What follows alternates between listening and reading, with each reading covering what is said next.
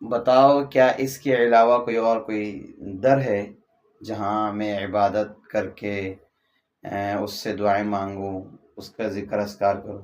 ہے کوئی اور در؟ تو مریدین نے کہا نہیں۔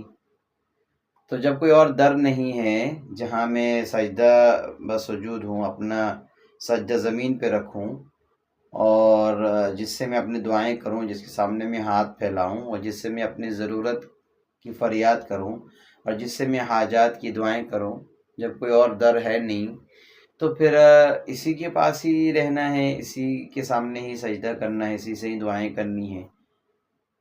تو بس یہی کرتے رہنے، ہم مجبور ہیں، ہم انسان، ہم کہیں اور جا نہیں سکتے۔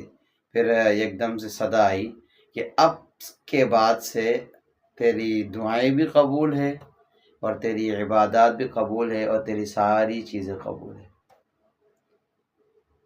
تو دیکھیں